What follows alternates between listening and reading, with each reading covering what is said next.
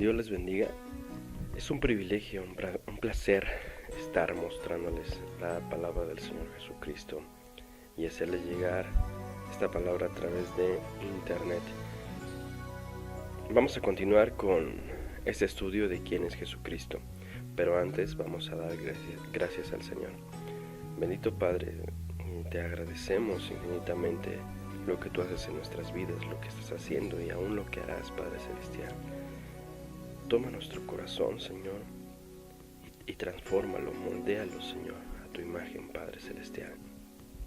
Te pedimos que nos abras nuestros oídos espirituales, nuestros ojos espirituales, para poder aprovechar estas maravillas que tienes tú en tu palabra y cómo te muestras para con nosotros.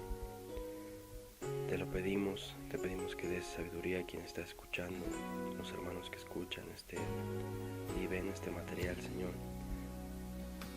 Te bendecimos en el nombre de Cristo Jesús. Amén. Bueno, pues vamos a continuar con esta segunda parte, que es el paso número 2. ¿Quién es Jesús? Este paso 2 que se llama Jesús, el Cordero de Dios. Entonces comienza con un relato de una niña llamada Elizabeth que padecía una rara enfermedad y su única esperanza era para su recuperación era una transfusión de sangre de su hermanito de 5 años, porque él milagrosamente había sobrevivido a esa misma dolencia y su sangre tenía los anticuerpos necesarios para combatir la terrible enfermedad. El doctor explicó esto al pequeño y le preguntó si estaría dispuesto a donar sangre a su hermana mayor. Pensó un momento y dijo, si salvaría a mi hermana Elizabeth, le daré mi sangre. Luego, en una cama junto a ella, mientras la sangre comenzaba a fluir en el cuerpo de su hermana, sonrió el niño al ver el color regresar de su cara pálida de Elizabeth. Entonces desapareció la sonrisa de su cara y con voz suave preguntó al médico, ¿comenzaré a morir inmediatamente? Siendo pequeño, el niño no había entendido al doctor. Creía que iba a dar toda su sangre a Elizabeth, pero aún así estaba dispuesto a sacrificar su vida por ella. En esta lección veremos otro sacrificio y es el más grande de toda la historia. Primeramente nos vamos a ir a lo que es el versículo de Juan 1:29 y le vamos a dar lectura. Dice, el siguiente día vio Juan a Jesús que venía a él y dijo, he aquí el Cordero de Dios que quita el pecado del mundo. Entonces vamos a contestar este punto número 1. Juan llamó a Jesús él y respondemos, el Cordero de Dios que quita el pecado del mundo. Para entender el significado de esta frase, Cordero de Dios, hay que volver un poco atrás, que es el Antiguo Testamento, donde los judíos usaban corderos como sacrificios por sus pecados, para expiar sus pecados, para que fueran perdonados sus pecados, para que fueran cubiertos más bien estos pecados. En Levítico 4:32. Y vamos a ir rápidamente a Levítico 4:32. Esto está en el Antiguo Testamento y es el tercer libro de la palabra del Señor. En Levítico 4:32 y vamos a ir para allá. Y les dice, por su ofrenda por el pecado trajere cordero, hembra sin defecto, y pondrá su mano sobre la cabeza de la ofrenda de expiación y degollará por expiación en el lugar donde se degolla el holocausto. ¿Ok? Entonces esto funcionaba para perdonar sus pecados. Entonces, bueno, cuando ellos estaban esclavizados en Egipto, Dios mandó 10 plagas para convencer a Faraón que los dejara ir. La última plaga consistía en la muerte del hijo mayor de cada familia en Egipto para salvar a sus hijos. Los judíos sacrificaron un cordero y rociaron la sangre sobre la entrada de su casa, es decir, los dinteles, la parte de arriba de nuestras puertas. Ahí lo pusieron y vamos a ver rápidamente esto es descrito en Éxodo 12:13 y vamos a ir a Éxodo, que es el segundo libro de la Biblia. Éxodo 12, versículo 13.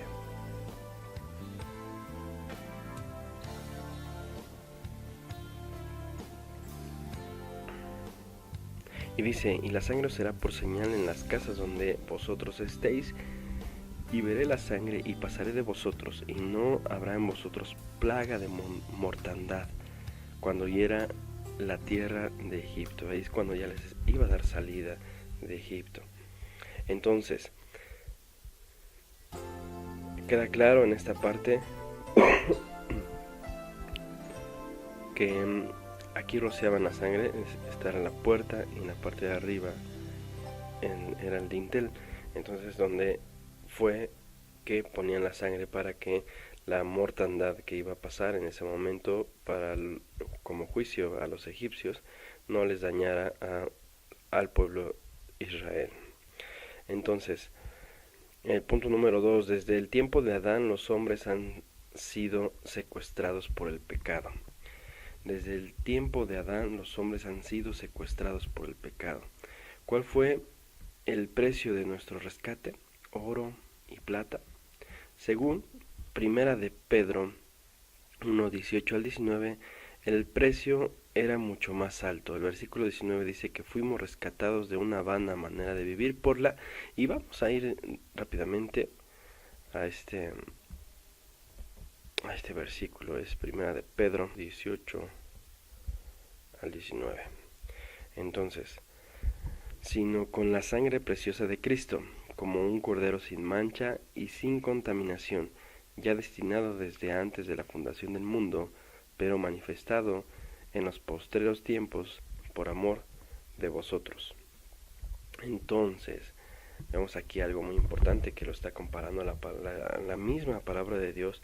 Está haciendo esta comparación, que Jesucristo es nuestra expiación de pecados, es el sacrificio de expiación de pecados. Entonces, vemos que no fue con oro ni con plata, como dice aquí en el estudio.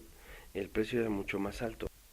Es tanta la deuda que tenemos que no puede ser saldada por nosotros más que por un regalo. Y eso es lo que vamos a ver más adelante. Si nosotros nos dijeran, bueno, esta deuda te la perdono, ya te la pagaron, y nosotros nos quedaríamos, wow, ¿quién fue, no? Cristo fue el que llevó nuestros pecados en su cuerpo sobre la cruz. Entonces vamos a apuntar esto. Bueno, primeramente viene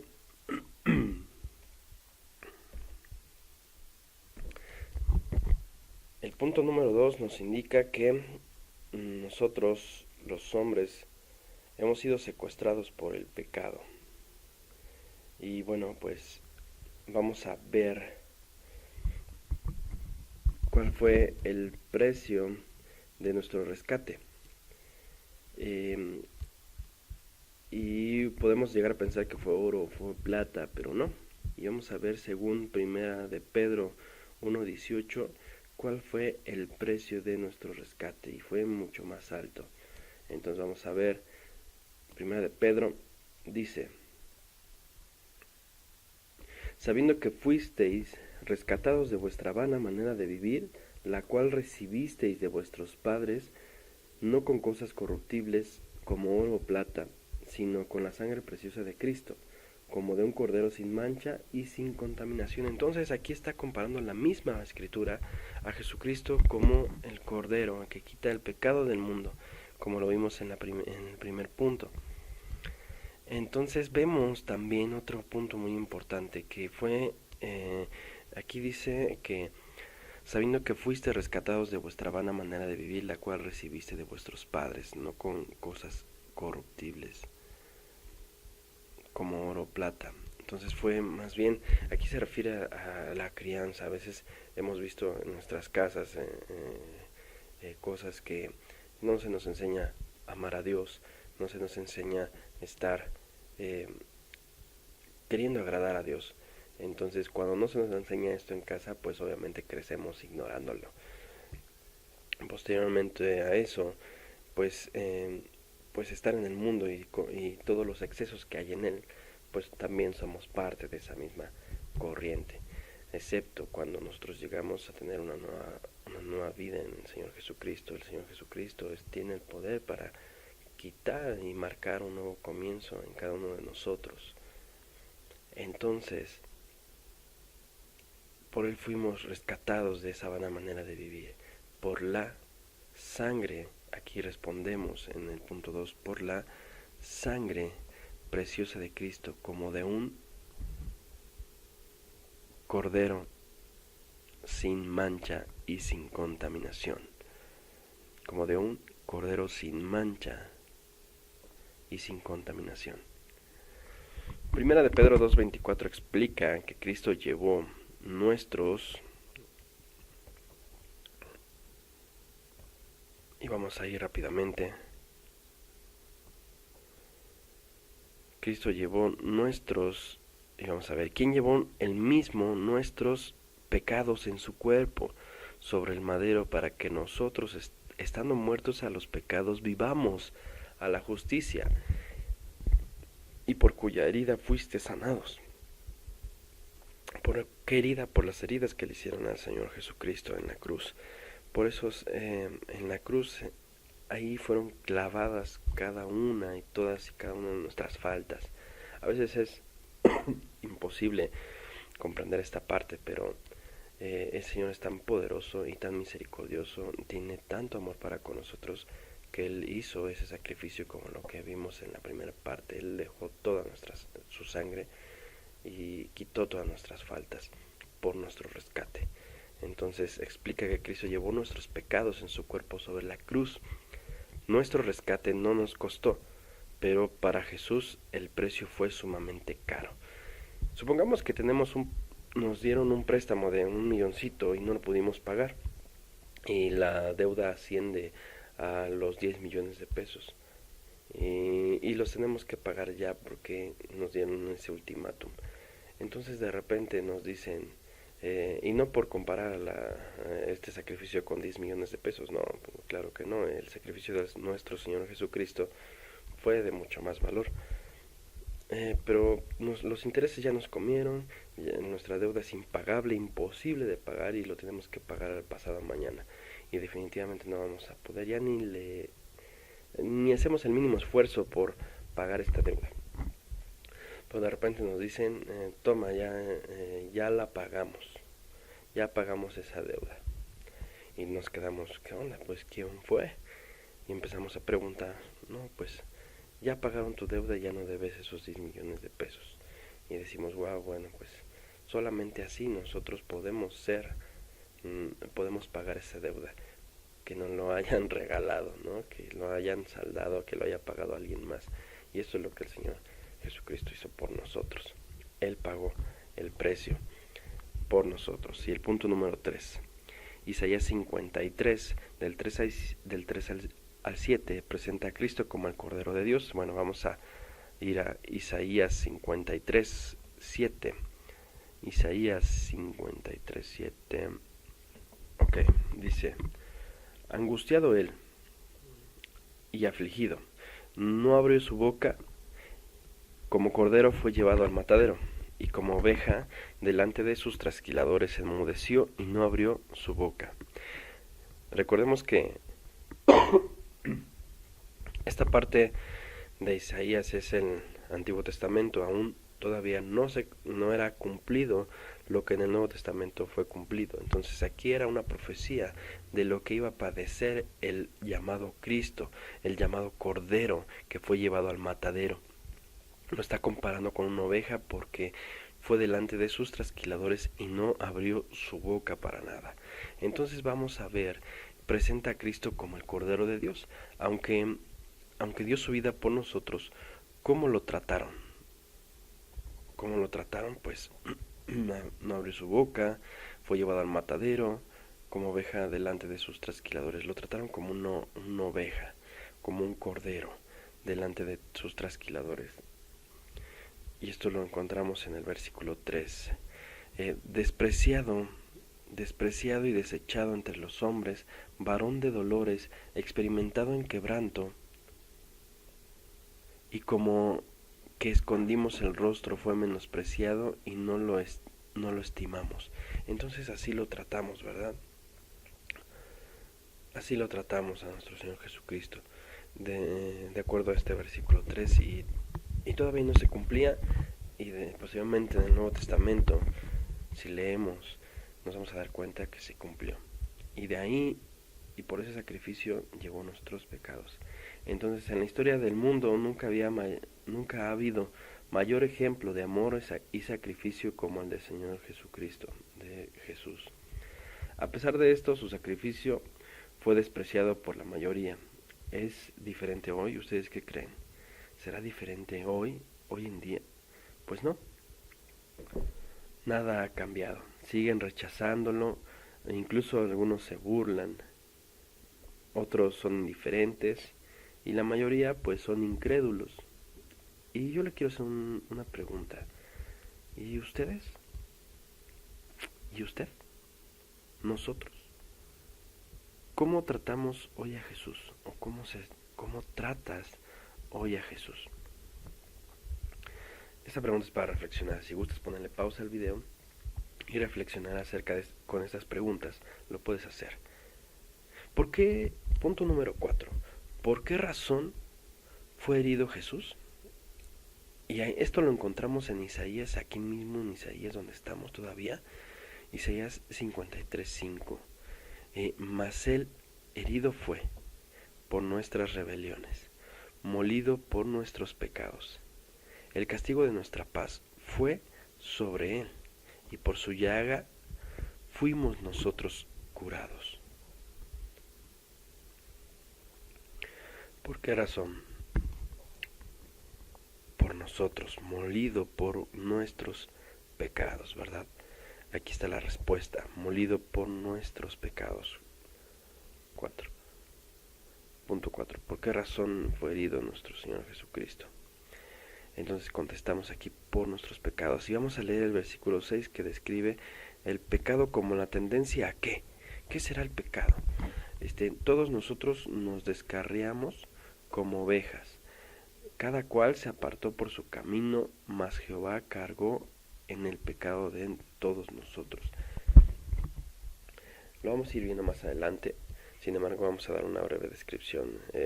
Dios tiene unos estándares de vida para cada uno de nosotros, y esos estándares no significa que son gravosos para nosotros, es decir, que no son malos para nosotros, al contrario, si le hiciéramos caso, es lo que partimos desde lo inicial. Si le hiciéramos caso, nos evitaríamos muchísimas cosas, ¿verdad? Pero como no le hemos hecho caso, pues bueno, vienen las llamadas consecuencias, ¿verdad? De nuestros actos, de nuestra vida, por nosotros actuar de una manera indiferente ante las cosas que Dios nos tiene. Entonces, ¿por qué razón describe el pecado como la tendencia a descarriarnos? Nosotros todos nos descarriamos como ovejas porque nos apartamos del camino del Señor. Entonces eso sería errar al blanco. Imaginemos unos dardos, han jugado para tiro al blanco, y nosotros le queremos atinar al donde tiene los 100 puntos, que es la parte del centro, pero no le damos a otro. Eso es errar al blanco, eso es cometer esas transgresiones. No nos apartamos del blanco, nos apartamos del camino, ¿verdad? Porque Jesús, las ovejas suelen andar buscando pasto, como dice aquí, y por lo tanto andan lejos del pastor, se pierden y se meten en problemas. Pecar no es solo rebeldía abierta, sino es hacer nuestra santa voluntad en lugar de hacer lo que Dios quiere, yendo por nuestro propio camino. Aparentamos andar bien, pero más tarde nos vamos a encontrar completamente perdidos. Nuestro camino nos lleva a tomar decisiones equivocadas y reflejar actitudes no saludables y cometer hechos inapropiados. Bueno, yo creo que Eso está clarísimo y tenemos que evitar ciertas cosas en nuestra vida. Y eso es lo que el Señor quiere enseñarnos, quiere mostrarnos, quiere que nos demos cuenta de lo que nos podemos ahorrar si le hacemos caso. Punto número 6. ¿Cuántos de nosotros nos hemos desviado del camino según Isaías 53:6? Pues todos, ¿verdad? Todos, absolutamente todos nos hemos desviado de ese camino. Y el punto número 7, bueno, ¿qué hizo Dios para hacer posible nuestro regreso a ese camino correcto?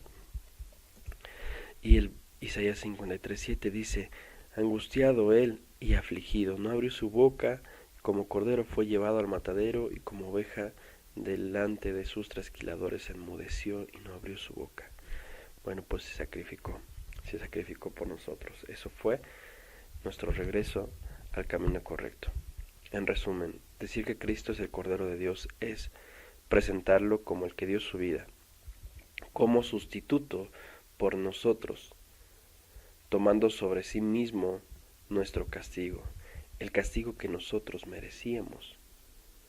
Lo pasó Jesucristo por nosotros, el pecado y yo. Hacer un alto en reflexionar en esta parte. ¿Cuál ha sido mi caminar diario hasta este momento? Por lo general he caminado, tenemos 3 opciones, por mi propio camino, por lo que Dios me ha trazado. No estoy seguro. Podemos una palomita en la que creamos nosotros que ha sido nuestro caminar diario.